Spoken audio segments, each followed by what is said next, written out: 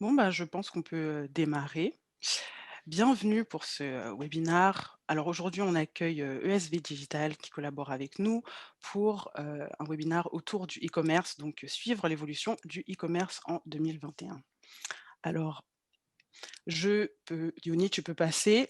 Je vous présente nos intervenants du OK. jour. Alors ici, on a Guillaume. Bon, je vais vous laisser vous présenter et Ouais, Yoni. je pense qu'on peut on va se présenter. Guillaume, je te laisse te présenter. Ouais, ça marche, merci. Guillaume Loiseau, enchanté. Moi, ça fait à peu près 5-6 ans que je suis chez ESV Digital. Je suis actuellement Aide Média avec John Beltran du pôle acquisition. Donc voilà, on fait de l'acquisition de trafic à la fois sur le paid social, sur le display programmatique et surtout historiquement sur tout ce qui est search ads. Très bien. Merci Guillaume. Donc moi, je suis Yoni, je suis consultant pour agence chez SimilarWeb. Ça fait maintenant 3 ans que je travaille chez SimilarWeb et j'aide les agences et à travers le monde, notamment en France, comme SD Digital, à utiliser l'outil SimilarWeb pour leurs clients et pour leurs équipes. Voilà. Alors et donc on va vite fait le sommaire de la journée, de cette session. On va, dans un premier temps, avoir une vue sur l'évolution de l'industrie du e-commerce en France. Effectivement avec, le contexte actuel, il y a eu plein de changements et c'est intéressant de faire un zoom là-dessus. On va comprendre en quoi le covid a impacté les différents marchés, d'Europe, une comparaison entre la France et les UK et comment cette, influence a été mise en place sur différents canaux marketing, en ligne et après on va faire un zoom sur 4 sous-catégories d'e-commerce qui, sont liées, à une partie de la catégorie de clients que ESV, Digital, et suit et comment USV déjà utiliser nos données, et on va voir ça ensemble. D'accord? Donc juste avant que tu commences Yoni, je voulais inviter tout le monde si vous enfin ça va être dans une, base de conversation et si vous avez des questions, n'hésitez pas à aller, dans, le petit encart Q&A pour poser toutes vos questions et on y répondra, à la fin. Mais, n'hésitez pas, à les poser pendant le déroulement du webinaire. Je vous Merci, laisse. merci Dorian. Merci. Heu, Très bien. Alors, on va commencer, très rapidement dans le vif on rentre dans le vif du sujet. Alors, et cette vue ici, vous montre un peu l'évolution du commerce en France. Et on a vu en fait une évolution, de 11 à peu près, un peu moins de 11 d'une année sur l'autre. Et donc du coup, l'idée ici, c'est de voir un peu comment le marché en France a évolué, a évolué.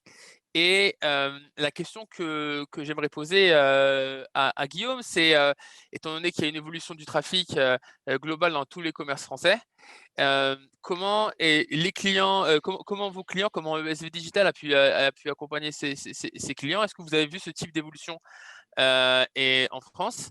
Et qui dit évolution dit, challenge en termes d'acquisition. Hem Et est-ce que vous pouvez nous en dire un peu plus là-dessus, Guillaume? Yes, bien sûr. En fait, tout d'abord, ça a mal commencé, je veux dire, parce que, cette croissance n'était pas au rendez-vous au début, évidemment, du 1er confinement parce que, personne n'était prêt, le marché français n'était pas prêt et du coup, on a eu globalement et on peut le voir d'ailleurs au début du graphique, mais globalement, on a eu une baisse, en fait, évidemment du trafic et notamment du search ads. Donc ça a été assez compliqué au début. Le premier réflexe, on va dire des annonceurs au global et à juste titre, hein, a été évidemment de plus ou moins ralentir la cadence des campagnes publicitaires. Et en fait, tout s'est joué en fait sur ce temps assez court, au 1er déconfinement, où là, du coup, on a vu vraiment, on va dire la compétition augmenter au global. Et là, on peut voir d'ailleurs sur le graphique, comparé, du coup à l'année d'avant, à 2019, où on voit qu'on a eu une forte hausse, mais qui a été assez progressive et qui allait crescendo, jusqu'à la fin. On peut voir là en décembre où on a eu, d'ailleurs on a constaté au global des CPC qui ont fortement augmenté, voire qui ont limite fait x2. Donc, en fait, ça a été vraiment crescendo toute l'année, quoi. OK. Et donc du coup, est-ce que vous avez vu, au sein de l'agence, des clients qui ont dû faire face à, mmh, à un afflux, important de trafic et qui ont dû vraiment gérer en fait, qui ont vu leur transformation peut-être diminuer et qui ont vu, qui ont dû vraiment gérer ce type de volume? Est-ce qu'il y a des clients qui ont été surpris, par la demande qui a augmenté? Ouais, en fait, bah, on a eu beaucoup de surprises, mais il y a eu vraiment une grosse part d'ailleurs du SEO, dans un premier temps. Parce que globalement, donc les gens étaient confinés, donc globalement, ça on l'a tous observé, on a eu des fortes hausses, du SEO et donc du trafic global, hein, pas que sur Google, hein, sur tous les réseaux, sur tous les médias. Donc ça a été la première surprise, donc où dans un premier temps, on voit que finalement, on a vraiment beaucoup de volume et l'idée, c'était de savoir, bah, qu'est-ce qu'on en fait? Donc parmi tout ce volume-là disponible, comment on le qualifie? Donc là, ça a été, en effet beaucoup de forecasts, beaucoup d'analyses, sémantiques qui nous ont amenés du coup à faire même parfois des restructurations, hein, en fonction de ce volume de recherche, pour avoir une structure vraiment adaptée finalement à ce nouveau volume. En fait, en fait, ce qui est intéressant, et dans ce que tu dis, c'est que et il fallait vraiment faire preuve d'adaptation et aujourd'hui encore, il faut faire preuve d'adaptation parce que, la demande, augmente en général, sur le web. Est-ce que tu penses que c'est quelque chose qui va rester? Là, on voit doucement, doucement la vaccination qui se fait en Fran qui se complète en France, le déconfinement, doucement de l'économie française. Est-ce que tu penses que c'est quelque chose qui va le web, la consommation, sur internet, l'e-commerce quelque chose qui va rester, qui va progresser, heu, malgré tout? Ah, en fait, de base, on était déjà sur de la croissance annuelle, hein, en termes de trafic, mais c'était assez lent. Au final, il y avait des habitudes de consommation qui changeaient, mais de manière assez lente et on pense et ça se vérifie par les chiffres, mais globalement qu'il y a, des habitudes qui ont été prises, des nouvelles habitudes, que ce soit du côté du consommateur, de l'internaute, mais également du côté des entreprises et ça, c'est assez important. C'est qu'il y a aussi pas mal de moves qui ont été faits, de la part des annonceurs pour simplifier, les démarches, pour simplifier toute la partie e-commerce, et le rendre accessible.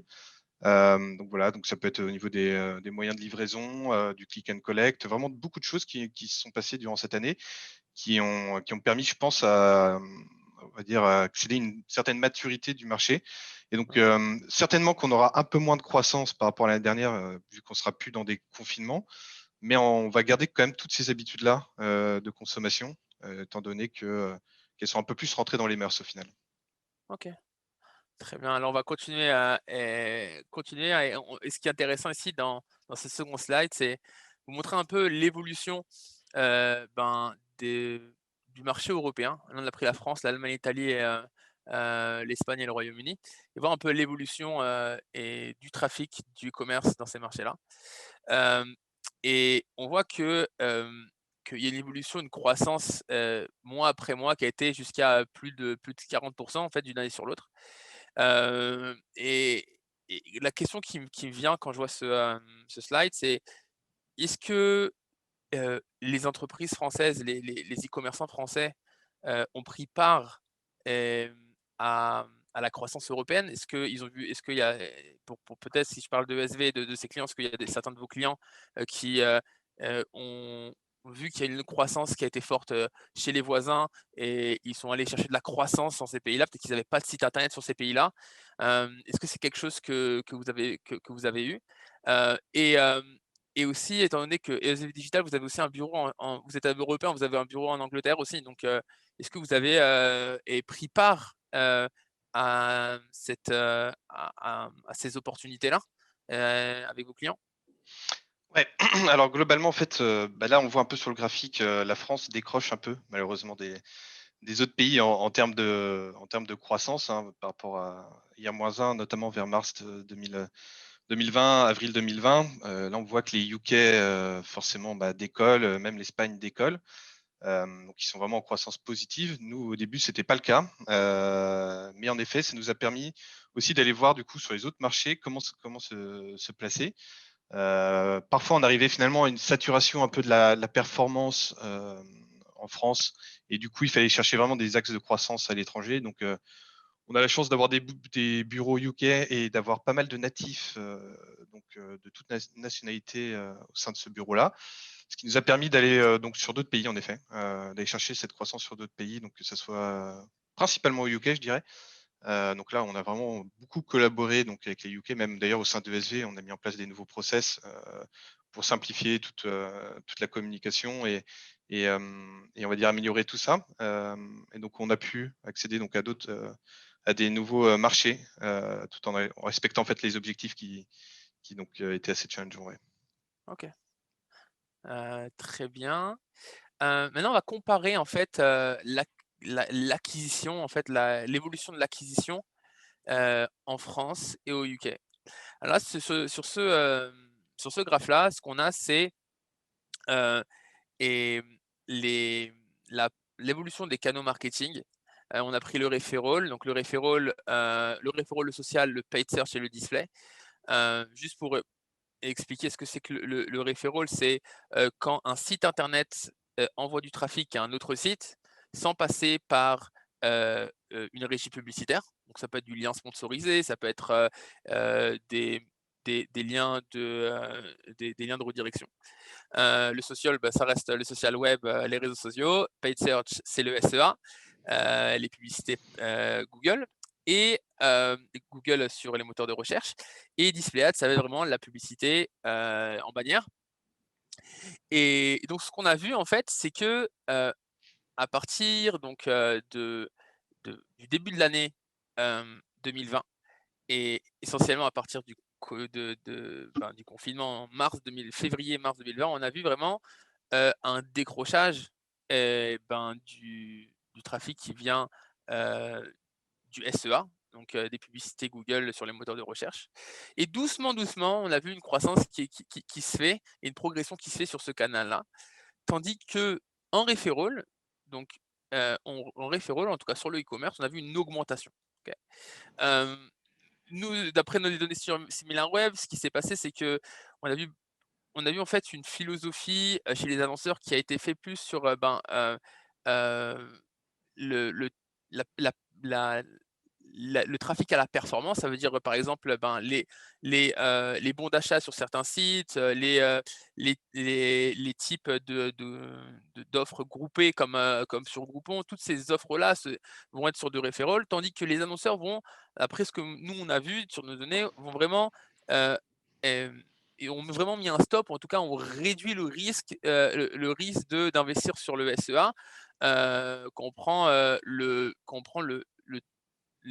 top en fait le top 100 des sites e-commerce en France et c'est quelque chose qu'on a vu, sur, la plupart sur beaucoup d'annonceurs, même si on n'est pas dans le top 100, beaucoup d'annonceurs ont vraiment, levé la pédale sur l'investissement SEA. Heu, quand j'ai discuté avec plein d'agences, et leurs annonceurs, on a vraiment eu ce challenge, au mois de mars, à partir du mois de mars 2020. Maintenant, ma question pour toi, Guillaume, et pour ESV, c'est, et comment est-ce que vous avez ressenti, vous, ce changement, en fait, ce changement, dans la consommation des médias? Et qu'est-ce que vous en tirez, en fait? Qu'est-ce que vous en avez en tiré pour vos clients? Ouais, alors globalement, en fait, ça dépend vraiment de la typologie d'annonceurs qu'on a géré. En fait, on a beaucoup d'annonceurs déjà qui ont des magasins. Donc, ça, c'était le premier frein, entre guillemets, à une croissance sur le paid search, hein. C'est évidemment quand on est confiné et que les magasins sont fermés, c'est plus compliqué. Donc après, il y a eu d'autres dispositifs tout au long de l'année qui ont fait qu'on a pu quand même poursuivre les campagnes, et cetera. Il y a 2 parts, il y a cette partie-là. Après, il y a la limitation, donc là, c'est quand on est plus dans le tourisme, parce qu'on est des acteurs dans le tourisme, qui forcément, c'était plus compliqué également. Donc en fait, il y avait les premières choses, c'était des freins techniques, des freins directs, en fait, aux annonceurs. Et c'était compliqué évidemment d'investir sur des choses, sur lesquelles on pouvait pas être sûr de pouvoir délivrer un produit ou d'atteindre des objectifs, et cetera. En fait, tout le challenge de ça, ça a été d'accompagner l'annonceur à la fois sur ses problématiques, donc internes, par exemple sur est-ce qu'ils ont du stock, pas de stock, est-ce que on peut commencer à diffuser parce qu'ils ont développé la partie e-commerce, oui, si oui, à quel niveau, est-ce que tout ce qui concerne leur processus de livraison pourra garantir le produit arrivé en temps et en heure. Donc en fait, ça a été beaucoup de discussions et c'est comme ça qu'on a réussi finalement à développer et adapter finalement les campagnes, donc la pression budgétaire qu'on va mettre sur nos campagnes. Mais pour rebondir à ce que tu dis, donc on va voir dans le graphe dans un instant, ce qui s'est passé au UK. Mais il y a aussi le fait que, d'après mes souvenirs, il y a beaucoup d'e-commerçants qui ont vu leur demande la demande sur leur site internet augmenter de manière drastique et on l'a vu dans le graphe précédent. Et donc du coup, vu qu'il fallait déjà répondre à la demande qu'il y a sur leur site, et ils ont préféré lever le pied sur l'acquisition, payante et se dire: «Voilà, j'ai déjà du trafic qui arrive, il faut déjà que je m'occupe des sites des visiteurs qui viennent sur mon site pour qu'ils aient une bonne expérience pendant et après quand ils reçoivent aussi leur colis». Heu et donc du coup, il y a eu aussi il y a aussi, comment dire, un lever de frein là-dessus. Il y a aussi dans ce graphe-là, ce que j'ai oublié de dire, c'est, le phénomène Amazon. Amazon aussi, Amazon fait pas fait partie c'est une grosse partie du e-commerce en France et on a vu, dans le courant de l'année, un arrêt de leur campagne en SEA et je pense qu'aussi, il y avait l'effet, et ne pas consommer chez Amazon. Il y avait beaucoup de j'ai vu ça sur les réseaux sociaux. Je crois qu'aussi on en avait parlé à la répétition. Tu disais qu'au quoi il y avait, beaucoup de consommateurs, d'e-commerçants qui disaient ouais et d'e-commerçants qui disaient, «Amazon prend vraiment trop de place», et donc Amazon aussi a un peu joué le jeu, mais de l'autre côté, ils en avaient vraiment pas besoin en fait. Donc c'est un Ouais. point intéressant. Ouais. Juste pour revenir vite fait sur Amazon, mais en effet, ils ont coupé leurs campagnes publicitaires pendant un moment, et c'était très politique. Donc c'était aussi un coup un peu de génie marketing aussi parce qu'ils ont beaucoup fait parler d'eux. Donc pour aider les commerçants, on a décidé de couper nos campagnes publicitaires et cetera. Mais globalement, on en a tellement entendu parler que finalement ça devenait Ouais. aussi quelque part un peu une sorte de plan de communication également. Mais Alors en alors effet, alors maintenant, vous regardez la comparaison, je sais pas si vous regardez bien ce graphe-là, parce que je peux pas faire le switch entre ce graphe-là et le prochain. Ça, c'est le graphe pour la France. Regardez la courbe SEA, je sais pas si vous voyez ma souris. OK, elle est là et le référent il est ici. Maintenant, je vais passer sur les UK, vous allez voir les différences. Donc là, on voit vraiment qu'il y a on a levé le frein, on a limité le risque. On a levé le frein et regardez ce qui s'est passé aux UK. Aux UK, c'était, en tout cas pour le SEA, le contraire. À partir du moment où il y avait le confinement au mois de mars, la courbe du SEA a augmenté en flèche et aujourd'hui, on a des niveaux en fait d'investissement en Google AdWords, et vraiment qui est vraiment incroyable. On n'a jamais réussi, on est jamais réussi à aller sur un niveau aussi important de SEA. Comment est-ce que Guillaume, tu expliques cette différence entre les UK et la France? Vous qui travaillez avec ce type de clients. bah, déjà, ça fait un peu écho à ce qu'on se disait tout à l'heure. On allait chercher donc la croissance évidemment à l'international parce que c'était possible de le faire tout simplement. Et en effet, pour expliquer un peu ce schéma-là, donc globalement, c'est que c'est une question de maturité quand même du marché et des habitudes de consommation. Au UK, il est beaucoup plus simple de se faire livrer en un jour ouvré son colis. Il est beaucoup plus simple d'acheter. Vraiment, tout est simplifié pour favoriser finalement cette consommation directement digitale. Contrairement à la France où on garde quand même un esprit quand même assez, où on va faire beaucoup de web to store, on va souvent aller voir les produits, on a besoin de comparer, voilà, de se rendre sur les lieux, dans les magasins directement. Donc c'est vraiment une question de maturité, et après il y a eu quand même quelques petites variantes au niveau des confinements entre les UK et la France qui font qu'à certains moments, je dis bien à certains moments, ils étaient plus souples que nous. Ce qui a aussi après favorisé ou défavorisé donc la part de trafic entre nos 2 pays. Donc est-ce que ça voudrait dire que, en France, on risque vraiment de voir une augmentation rapidement ou dans les mois qui viennent, dans les années qui viennent, une augmentation dans les investissements publicitaires sur le digital, sur le paid search, sur le display? Est-ce qu'il y a encore beaucoup d'espace et de marge de croissance? Ouais, tout à fait. Bah, ça, on le voit parce qu'il il y a eu tellement de recherches, générées, tellement de volumes générés, tellement de nouveaux médias également qui se sont apparus. On a vu l'essor de TikTok, hein, pendant le premier confinement qui est juste phénoménal. Donc on voit vraiment qu'il y a une consommation des médias au global, Ouais, qui a fortement augmenté. Et donc ça vient donc en effet, encore une fois, avec, les habitudes de consommation.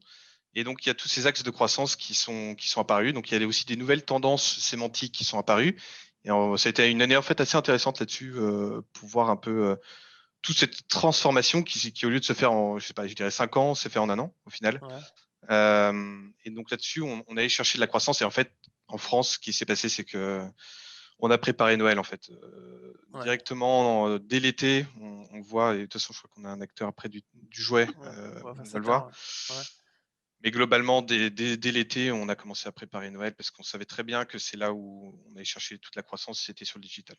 d'accord. Alors, maintenant on va aller sur un cas d'étude, un cas concret, qui je vais te laisser prendre la parole, Cyrillus. Donc c'est un de vos clients, c'est ça? Ouais, tout à fait, c'est un de nos annonceurs. Ouais. OK. Et, Alors et globalement, je te laisse, ouais, ouais, vas-y. en fait, c'est une étude, parce que ça a été une année quand même, assez challengeante. Donc, forcément, il nous fallait quand même, certains repères, on va dire. Et donc, on a fait ce genre d'études, hein, donc pour nos annonceurs. C'était évidemment pouvoir comparer finalement, nos annonceurs par rapport à la concurrence. Donc là, toute l'idée, c'est de leur dire, bon, bah, en fait, comment réagit le marché et comment vous vous situez par rapport à vos concurrents directement. Donc c'est toujours un indicateur à prendre en compte, étant donné qu'on va regarder ses propres chiffres, si ça fonctionne bien, et cetera. Mais si on voit que le marché finalement, on rentre, dans une phase de compétition, et on voit qu'ils vont aller chercher du trafic, et cetera, il faut quand même se poser les bonnes questions et du coup, poser des nouvelles analyses. Parce que peut-être qu'on n'achète pas les bons mots-clés, peut-être qu'on n'active pas les bons leviers, et donc toute l'idée, c'est de voir en fait le positionnement de Cyrillus, par rapport à ses concurrents. Et donc là-dessus, donc c'est des études qu'on peut faire et on voit très bien que Cyrillus, on va dire, a capté une certaine part de trafic tout au long de l'année et qui a priori était quand même assez qualifié. Donc ça nous permet, par contre, par exemple, vous pouvez le voir à la fin de l'année directement la montée en puissance de Maison 1, 2, 3. Donc voilà, donc on peut donner ce genre d'alerte directement pour prévenir et se dire: «OK, bah, comment on adapte les dispositifs en fonction de la concurrence». Donc du coup, et surtout sur le type de de de contexte, et de contexte en fait, et de consommation et il y a beaucoup d'adaptations qui doivent être faites en fait, de votre ce que tu me disais, hein, l'agent doit vraiment s'adapter très rapidement et avoir plusieurs, on verra ça sur un autre client, mais, avoir plusieurs, et scénarios, c'est ça? Donc du coup, vous devez vraiment être, à l'affût de ce type d'informations, je suppose? Ouais, complètement. Bah, toute l'idée, c'est de pouvoir faire des forecasts, d'évaluer en fait, un peu prendre le pouls du marché, Ouais, et on le prend évidemment, en se basant sur des chiffres, hein, surtout dans notre métier. Donc toute l'idée, c'est de savoir en fait, OK, est-ce qu'on a un marché qui est favorable ou qui n'est pas favorable tout simplement, à l'activation de nouvelles campagnes, au développement du compte, des d'accord. comptes, et cetera. Alors, maintenant on va passer à un cas concret, heu et et moi, ça m'a fait rigoler la première fois que j'ai généré ce slide. Un cas concret, c'est le transport ferroviaire, en France, en Europe, on va dire. Et en fait, là, ce qu'on voit, c'est on voit en fait 2 arrêts total en fait de l'activité. 1 confinement, 17 mars et 2020 jusqu'au 11 mai 2020. Deuxième confinement, 30 octobre jusqu'au 15 décembre. Heu, alors moi, quand j'ai vu ça, que tu m'as dit que vous travaillez avec Thalys, je me suis dit: et pour gérer, ce type d'annonceur, faut vraiment être super et super speed et super réactif. Est-ce que tu peux m'en dire un peu plus sur le cas Thalys, Ouais. s'il te plaît? Ouais, Ouais, bien sûr, Thaïs qui est l'un de nos annonceurs, que l'on a accompagné du coup, durant toute cette crise. Donc là, on voit bien que c'est les montagnes russes, hein, donc ça a été, il y a eu beaucoup de mouvements. Toute l'idée, c'était de pouvoir être agile. Donc on a mis en place beaucoup de dispositifs et de process pour pouvoir l'être. Donc déjà, on faisait des points, très, très, très régulièrement, donc de manière même hebdomadaire, que ce soit directement avec les équipes de Thalys, la partie, e-commerce, la partie branding, pour pouvoir parce qu'on les accompagne sur différents leviers. Donc pour pouvoir anticiper donc, toutes les nouvelles mesures, pouvoir anticiper, tous les et créer surtout des différents scénarios, parce qu'il faut se remettre dans le contexte, et on l'est encore un peu, hein, malheureusement, mais en fait, les annonces, surtout à l'époque, étaient très, instables. Donc, il y avait beaucoup de journaux qui allaient faire des pronostics, sur, bon, est-ce qu'on aura un confinement à 10 km, 20 km? Enfin, beaucoup de choses qui pouvaient, changer du jour au lendemain. Et donc l'idée, c'était le jour J, bon, bah, qu'est-ce qui se passe? Et pour anticiper ce jour J, donc les annonces du gouvernement, il fallait différents scénarios. Donc ça, c'est ce qu'on a pu, évidemment travailler avec, toutes les équipes de Thalys ou encore avec, l'agence créa en charge, donc, de toute la production des créas. Et donc on a eu plusieurs scénarios, plusieurs codes couleurs, rouge, vert, orange, il me semble. Donc c'était pour savoir, si vraiment, on était confinés ou si c'était un confinement souple ou pas souple. Donc voilà, il y avait Ouais. plusieurs choses sur lesquelles. Donc il fallait également anticiper la deuxième vague, parce que là on voit que directement en juin, on a eu beaucoup de personnes qui ont souhaité voyager à juste titre. Mais voilà, il fallait anticiper également la deuxième vague. Donc pareil, ça se fait sur des temps très très courts. Ça demande une grosse agilité. Ça demande aux équipes d'être, assez réactives, Ouais. de retravailler, 1000 fois sur des forecasts, sur des dispositifs. Donc voilà, c'est de repenser en permanence un peu, finalement à chaque fois nos dispositifs. Et c'est ce qui a été le plus challengeant. Et on a aussi mis en place d'autres outils. Par exemple, on a mis en place un data studio connecté à certains mots-clés de Google Trends, donc qui permettait de voir donc, de semaine en semaine un peu les évolutions et les tendances de mots-clés. On a Ouais. utilisé également Similar pour voir un peu, pour prendre le pouls également et savoir un peu, bon voilà, quelle sémantique ressortait le plus. Donc, c'était souvent lié au Covid, hein, évidemment, et aux mesures, voilà. Alors moi ce que je ressors de ce type, ben, de ce cas-là, c'est le fait que, et vous avez dû en fait appliquer d'après ce que tu m'avais dit, en répétition, un esprit, start-up, un esprit, agilité, sur un métier, sur une industrie qui reste quand même assez, et je veux pas dire que c'est de la je veux pas dire que c'est de la banque, mais ça reste quand même, assez, c'est un métier qui existe depuis très longtemps. C'est des boîtes qui sont énormes en termes de salariés, d'industrie, de revenus, et malgré tout, il faut avoir une agence ou en tout cas, avoir un esprit start-up dans ce type de situation. On est en covid, où on est en confinement, qui va nous permettre, voilà, quel scénario je dois prendre en fonction de et de quel changement et dans les règles de consommation, de et des transports ferroviaires. Et donc du coup, vous étiez vraiment là pour aider, pour accompagner. Donc je pense que c'est le point là, c'est le point qui est que moi, en tout Ouais. cas, j'ai retenu en fait dans cette discussion-là, quoi. Et bah, en fait, les consommateurs étaient agiles. Et donc de là part Ouais, évidemment, ouais, toute notre organisation. C'est que personne ne pouvait voir entre guillemets sur du moyen terme, ni encore moins du long terme.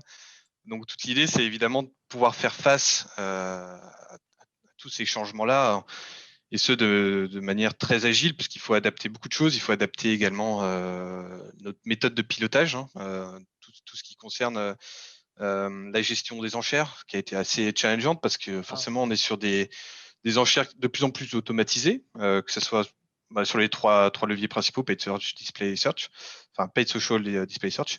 Et donc évidemment là-dessus, les algorithmes étaient forcément un peu perdus, parce qu'ils se basent sur des sets de données pour pouvoir prendre des décisions. Donc du jour au lendemain, ils peuvent pas interpréter des décisions du gouvernement, évidemment. Ils voient juste, des baisses de trafic, etc. Donc là-dessus, ça a été assez challengeant, ouais. Donc, on a dû passer par manuel, en pilotage manuel. On a dû modifier évidemment les objectifs et beaucoup de choses de ce type-là qui ont rendu encore la gestion encore plus simple entre guillemets. Donc là, sur le prochain slide, là, on est sur exactement ce que tu disais. Là, on est sur la part de trafic des sites sur en fait des destinations, les destinations qui étaient spécifiques à Thalys. Donc là, ce que tu voulais me dire pour compléter la partie voilà et la partie mise en place manuelle du bidding par terme, etc.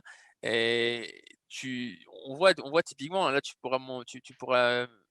me l'expliquer maintenant, le pic qu'il y a eu en fait cet été, vous avez dû le gérer, le préparer.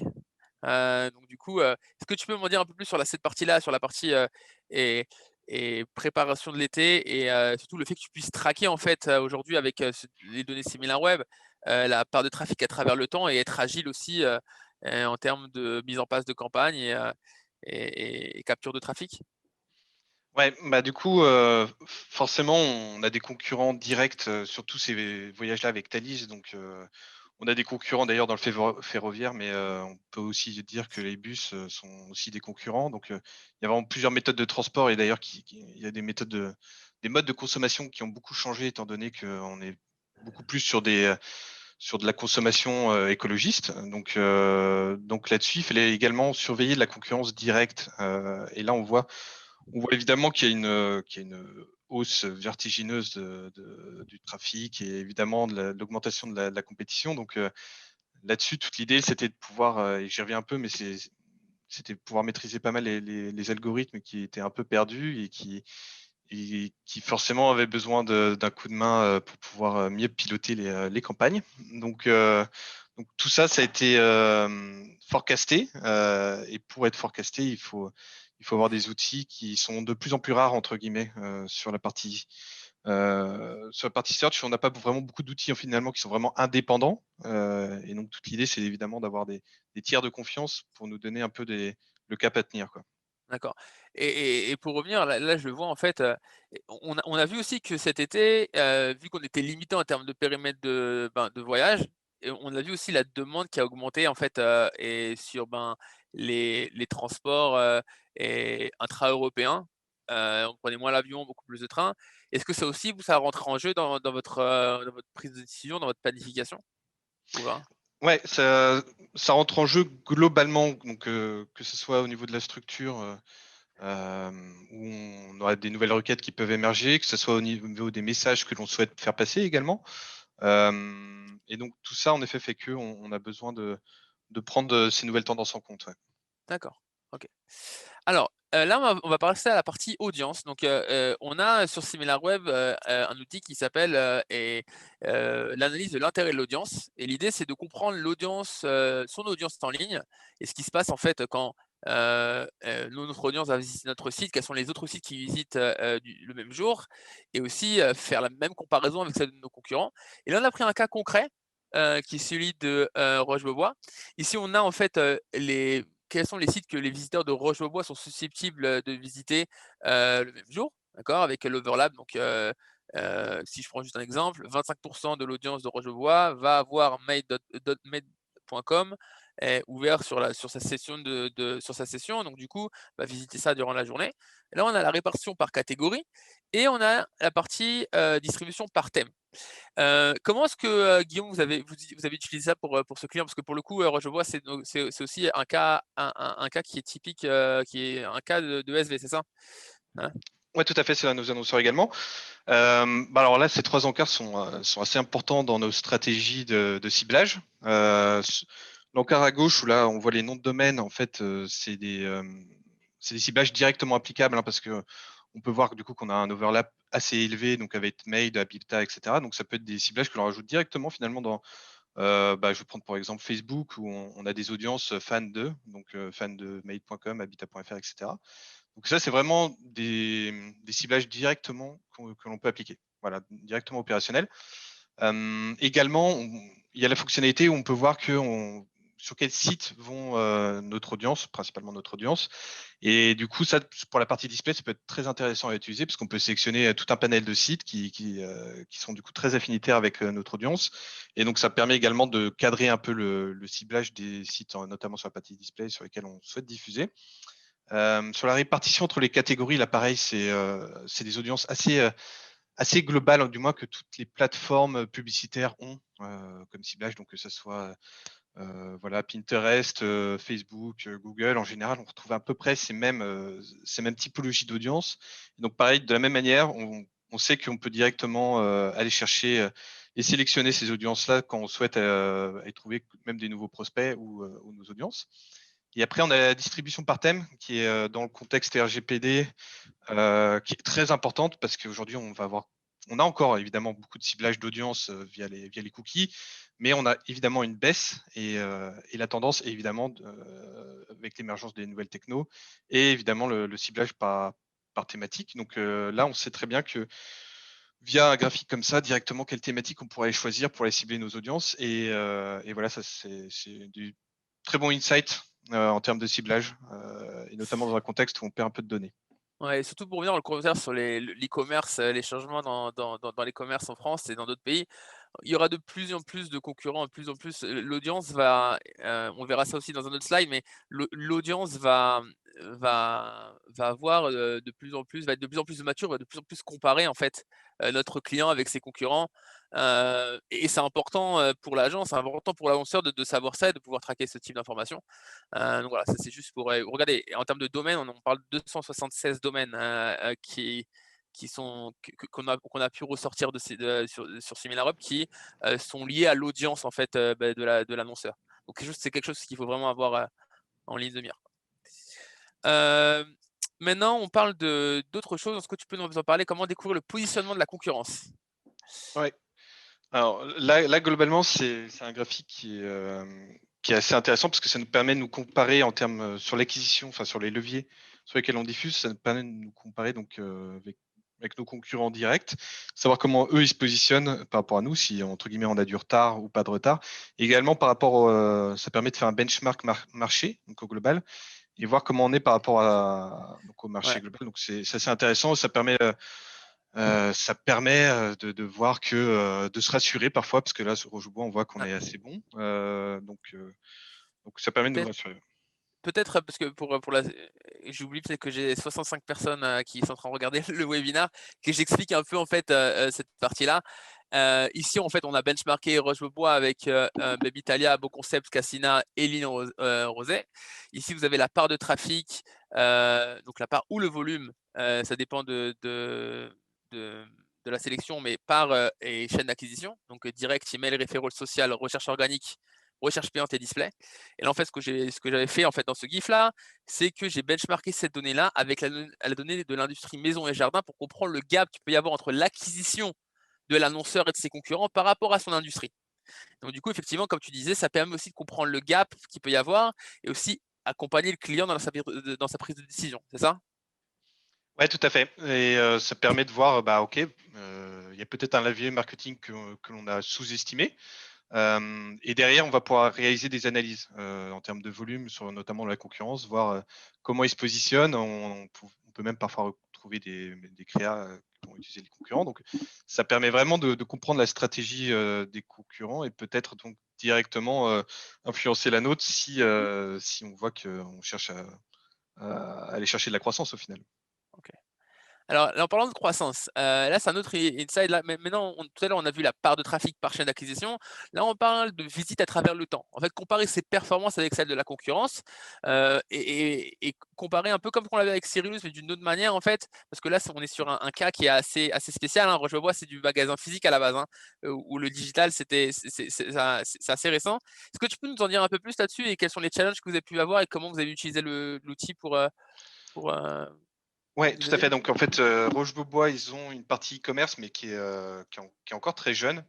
Et donc forcément, en plein confinement, c'est compliqué de pouvoir prendre des actions parce que déjà, il faut toute la logistique derrière pour pouvoir assumer des livraisons. Et puis, on est quand même dans le domaine du luxe, donc où on a beaucoup de consommateurs qui souhaitent toucher, voir et essayer les produits, évidemment. Donc toute l'idée, c'est quand même des achats qui sont pas anodins, on va dire. Donc toute l'idée, c'était de voir, la concurrence, eux, comment ils font, comment ils se placent, et notamment sur les périodes de confinement. Est-ce que tout est coupé? Est-ce qu'on communique quand même un petit peu pour rester, top of mind ou voilà, du moins visible? Est-ce qu'on communique, à la réouverture des magasins? Si oui, comment? Est-ce que enfin voilà, il y a vraiment beaucoup de choses sur lesquelles il était important de prendre, un peu le pouls du marché des concurrents pour voir comment eux aussi, se plaçaient là-dessus, ouais. Et ce qui est intéressant dans ce graphe-là, c'est, on voit vraiment la part prépondérante, donc là, dans la comparaison qu'on a faite de Roche-Bois.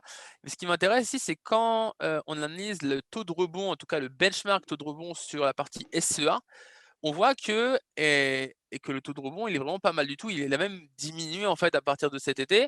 Est-ce que vous avez fait quelque chose de spécial pour que, le taux de rebond diminue? Est-ce qu'il y a des optimisations qui a été faites, de votre côté, peut-être suite à des données similaires web ou d'autres données?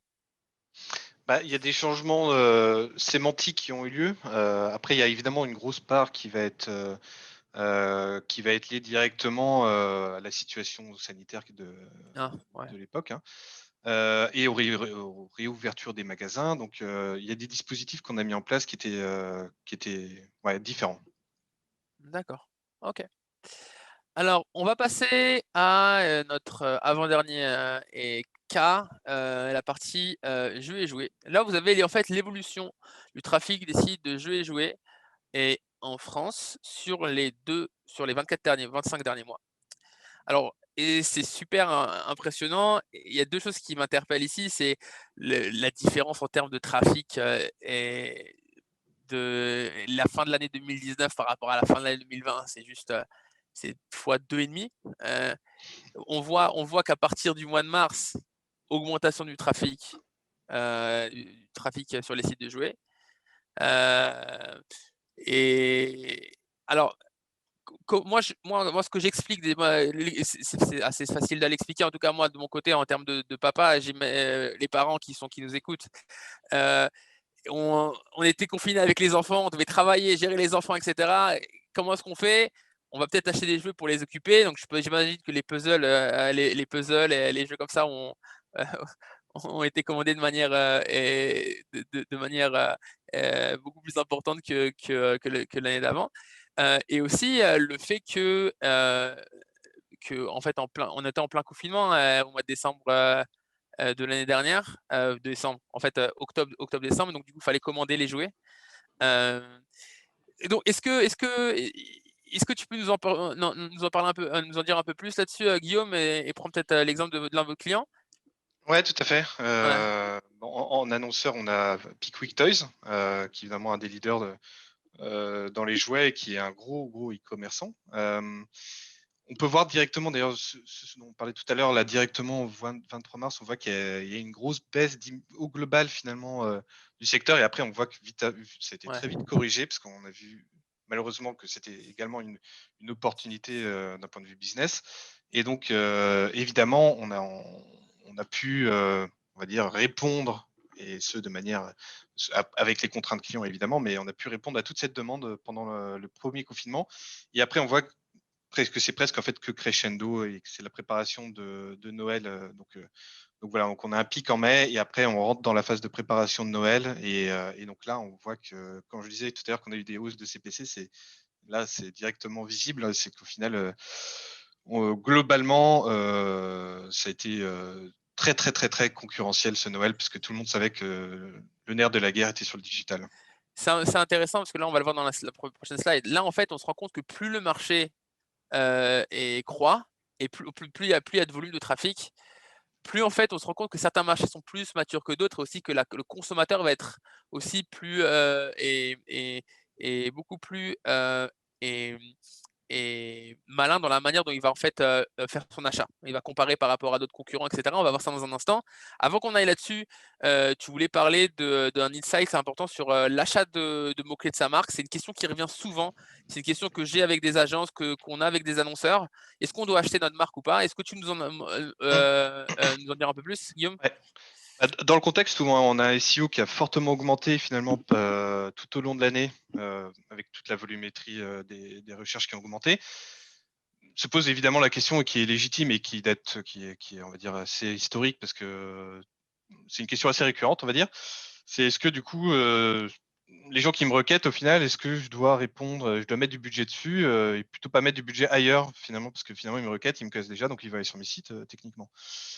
Là, toute idée, c'est de proposer des analyses évidemment via SimilarWeb pour dire, bah en fait, ce qui est dommage, c'est que si on coupe évidemment l'achat de la marque, c'est que globalement, en fait, la concurrence va s'engouffrer sur notre marque directement et on va dire piquer directement les internautes les plus intentionnistes qui ont été travaillés bien en amont par tous les autres dispositifs Ouais. sur lesquels on aura investi. Et donc, si on n'est pas présent à ce moment-là, bah, globalement, en fait, on risque de perdre ces consommateurs qui vont aller comparer et aller chez la concurrence. Et je crois qu'on a un graphique juste après qui illustre bien la volatilité tout à fait de nos audiences.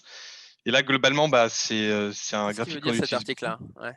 Bah, c'est en fait quel autre site va visiter les internautes, par exemple, de Pickwick Toys. On voit qu'à 11%, ils vont aller à la grande récré, 17% sur jouetclub.fr. Et donc là, directement, on sait très bien que c'est une audience qui peut être très volatile et qui, du coup, on va dire, c'est compliqué de ne pas être là au dernier moment si on a une audience qui va aller comparer les jouets, etc. C'est aussi un autre graphique qui a plusieurs autres utilisations, hein, mais je vais en citer une. Par exemple, on peut aller directement se dire, bon, bah, peut-être qu'il y a un annonceur, un concurrent avec lequel je ne partage pas beaucoup d'audience au final, et peut-être que du coup, ça peut être on va dire, un axe de croissance d'aller chercher ces utilisateurs-là. Donc, il y a plusieurs moyens pour le faire en termes de ciblage. Donc voilà, donc c'est un graphique qui peut, voilà, qui a plusieurs utilisations. OK, très bien. Hem, alors on va pour finir en beauté, on va parler de l'industrie de la beauté rapidement. Là, en fait, c'est ce qu'on avait sur ce GIF-là, c'est, on a pris en fait le volume de conversion et le taux de conversion sur, 4 acteurs de la beauté qui sont Sephora, Nocibé, Beauté Privée et Marionneau. Et l'idée ici, c'est de vous illustrer 2 choses. La première, c'est le fait que, le grand challenge qu'on va avoir, sur les commerces, en France et dans d'autres pays, c'est le fait qu'on aura de plus en plus de volume de trafic et donc du coup, plus en plus de conversions possibles. Il faut aller les chercher ces conversions et il faut aussi comprendre si notre taux de conversion, est optimal et il match en fait la moyenne du marché. Et avec ce type d'informations-là, qu'on a sur Similar, on peut voir ça et là, ce qu'on voit, en fait, typiquement, si je, traduis ce qu'on voit sur le guide, c'est qu'on voit que Sephora, hem et Nocibé ont vu un pic phénoménal de leur trafic, converti, qui est surtout lié, en fait, à un taux de conversion qui a augmenté de pratiquement, et s de 3 points, d'une année sur l'autre. Donc voilà, je vais m'arrêter ici. Hem Et là, on va passer au Q&A. Je ne sais pas combien de temps on a pris, combien de temps il nous reste. Je te laisse, Dorian, prendre, la parole. Il nous reste pas énormément de temps, mais peut-être le temps de répondre à quelques questions. Déjà, on en a une qui est par rapport à un slide, tu sais, tes premiers slides là où on voyait les canaux d'acquisition en France.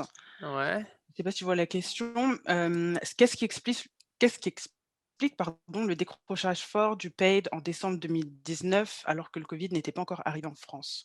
Peut-être c'était l'anticipation des marques. Je ne sais pas si tu veux, remontrer, ce slide? Alors attends, est-ce que je peux le remonter? Et hop, hop, hop, hop, hop. Ici, c'est ça? Yes. On est quoi? C'est sur la France, ouais. Donc qu'est-ce qui explique le décrochage, directement en décembre, en fait? Alors, en fait, le décrochage, enfin, moi, j'ai un élément de réponse là-dessus, mais c'est évidemment le Black Friday où en fait, on a déjà une grosse part des promos et de la consommation qui se fait du coup en novembre. Également dans les dispositifs, en fait, on va en général diffuser jusqu'au 15e jour de décembre. Et après, on va diminuer drastiquement les investissements parce que après, il y a les délais de livraison en fait qui sont plus tenables tout simplement pour nos annonceurs. Donc, ce qui explique qu'en fait, on a plus ou moins une moitié de mois sur lequel on va vraiment diffuser en décembre. Contrairement à un mois de novembre où Mmh. là, on va vraiment beaucoup investir, que ce soit pour de la prospection, OK. également du retargeting et en plus, du coup, en parallèle du Black Friday. OK, OK. Je pense malheureusement que ça sera la seule question qu'on pourra prendre vu que c'était très intéressant, mais on n'a plus beaucoup de temps. Mais Yoni, si tu peux aller sur le dernier slide de la présentation, Ouais, vous pouvez bien sûr nous contacter soit ESV parce que, il y a les contacts, soit nous sur notre site web, soit ESV à cette adresse-là. En tout cas, je vous remercie beaucoup. Je vous laisse merci à le tous. dernier mot. Ben, merci pour cette expérience, merci à tous, d'avoir participé, et merci à Guillaume et l'équipe ESC pour cette presse. Merci bien. Merci à tous. Merci beaucoup. Au Au revoir. revoir. Au revoir.